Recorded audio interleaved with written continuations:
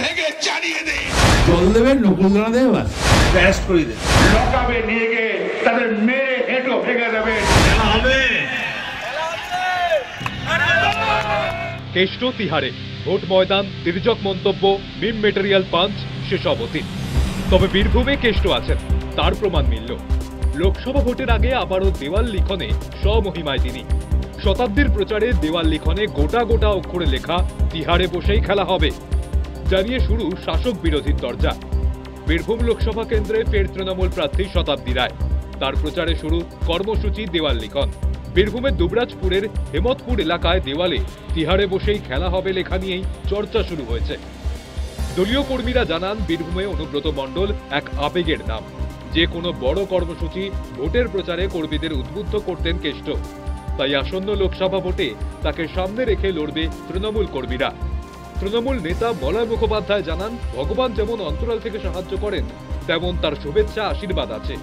মানুষের আবেগ তো ব্যাকরণ মানে না। ভগবান অন্তরাল থেকেই আমাদেরকে সাহায্য করছেন, ঠিক তেমনি উনি তো তিহার থেকে সশরীরে এখানে আসতে পারবেন না।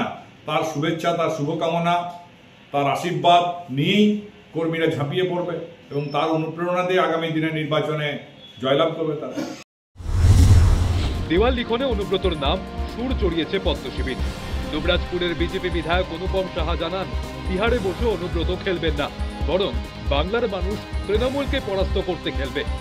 পাশাপাশি বিজেপি বিধায়ক প্রশ্ন তোলেন, কেষ্ট কোথায়? তার ঘনিষ্ঠ লোকেদের কেন কাজে লাগানো হচ্ছে না? যদি তিহারে বসেই খেলা হবে বলেন, তাহলে অনুব্রত মণ্ডলের ছবি কোথায়? আজকে তাকে এত ভয় করছে কেন তার দলের নেতৃত্ব? কাজল শেখ তাকে আজকে সরিয়ে দিয়েছে। অনুব্রত মণ্ডলের গোষ্ঠীদের আজকে কাজে লাগানো হচ্ছে না। আজকে যেভাবে গোষ্ঠীদ্বন্দ্ব তৃণমূলের মধ্যে আছে, আগামী দিনে ভারতীয় জনতা পার্টি একমাত্র বিকল্প বীরভূম জেলাতে। গরু পাচার মামলায় গ্রেপ্তার বীরভূমের দাপুটে তৃণমূল নেতা অনুব্রত মণ্ডল। নাম ঘোষণার পর শতাব্দী রায়ের মুখেও শোনা গিয়েছিল অনুব্রত মণ্ডলকে মিস করার কথা। বীরভূম থেকে সুজিত মণ্ডলের রিপোর্ট, নিউজ টাইম।